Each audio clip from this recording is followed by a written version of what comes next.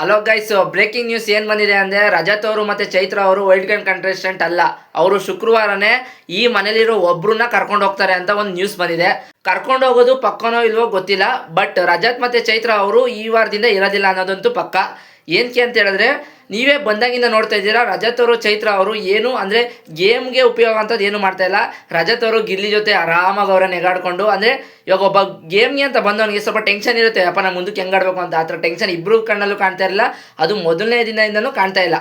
ಅದರಿಂದ ನನಗನ್ಸಿದೊಂದು, ಆಮೇಲೆ ಇವಾಗ ತಾನೇ ನ್ಯೂಸ್ ಬಂದಿದೆ ಏನಂತ ಹೇಳಿದ್ರೆ, ಪಕ್ಕ ಅವರು ಶುಕ್ರವಾರನೇ ಹೊರಡ್ತಾರೆ, ಮಧ್ಯರಾತ್ರಿನೇ ಅವ್ರು ಹೊರಡ್ತಾರೆ, ಶುಕ್ರವಾರ ಮಧ್ಯರಾತ್ರಿನೇ ಅವರಿಬ್ಬರು. ನಾನು ರಜಾತಣ್ಣ ಬಂದಾಗ ನಮ್ಮ ಗಿಲ್ಲಿ ಮೇಲೆ ಎಗ್ರಾಡ್ಬಿಡ್ತಾನೆ, ಫುಲ್ಲು ಕೋಪ. ಇವಾಗ ನೋಡಿದ್ರೆ ನಮ್ಮ ಗಿಲ್ಲಿ ಕೈಗೊಂಬೆ ಆಗ್ಬಿಟ್ಟವ್ರೆ ಅನ್ಸ್ಬಿಡೈತೆ. ನಿಮಗೂ ಹಂಗೆ ಅನಿಸ್ತಾ? ಎಲ್ಲದಕ್ಕೂ ನೆಗಾಡೋದು, ಆದ್ರೆ ನಮ್ಮ ಗಿಲ್ಲಿ ಮಾತ್ರ ಏನು ಪಂಚ್ಗಳು ಗುರೋದು ಯಪ್ಪ. ಸ್ಪಾಂಟೇನಿಯಸ್ಗೆ ಹೊಡಿಬೇಕು, ಶಬಾಷ್ ಹೇಳ್ಬೇಕು ಅವನಿಗೆ. ಸ್ಪಾಂಟೇನಿಯಸ್ ಒಂದೊಂದು ಡೈಲಾಗ್ ಹೇಳ್ತಾನೆ, ಎಷ್ಟು ವರ್ಷದಿಂದ ಗ್ಯಾಪ್ನ ಇಟ್ಕೊಂಡಿರ್ತಾನೋ ಗೊತ್ತಿಲ್ಲ ಅವನು. ಅವನ್ನೆಲ್ಲ ಹಂಗೆ ತಲೆ ಇಟ್ಕೊಂಡಿರ್ತಾನೆ. ಅದಾದಮೇಲೆ ಎಷ್ಟು ಮೂವೀಸ್ ನೋಡಿದ್ದಾನೋ ಗೊತ್ತಿಲ್ಲ, ಎಲ್ಲ ಮೂವೀಸ್ ಡೈಲಾಗ್ಗಳು ತಲೆ ಇಟ್ಕೊತಾನೆ. ನಿಜವಾಗ್ಲೂ ಗುರು, ನೀನು ಸಖತ್ತು. ನಿಜವಾಗ್ಲೂ ಹೇಳ್ತೀನಿ, ಕನ್ನಡ ಇಂಡಸ್ಟ್ರೀಲಿ ಎಲ್ಲ ಹೋಗ್ತೀಯಾ, ಬಟ್ ಸ್ವಲ್ಪ ಇನ್ನೂ ಸ್ವಲ್ಪ ಹಾರ್ಡ್ ವರ್ಕ್ ಮಾಡಿ ಇನ್ನೂ ಚೆನ್ನಾಗಿ ಎಲ್ಲ ಮಾಡಿದ್ರೆ ಪಕ್ಕ ನೀನು ಕನ್ನಡ ಇಂಡಸ್ಟ್ರಿ ಆಳ್ತೀಯ. ಒಂದು 20 ವರ್ಷ ಆಳ್ತೀಯ ನೀನು ಕಾಮಿಡಿಲಿ, ಆರಾಮಾಗಿ ಆಡ್ತೀಯ.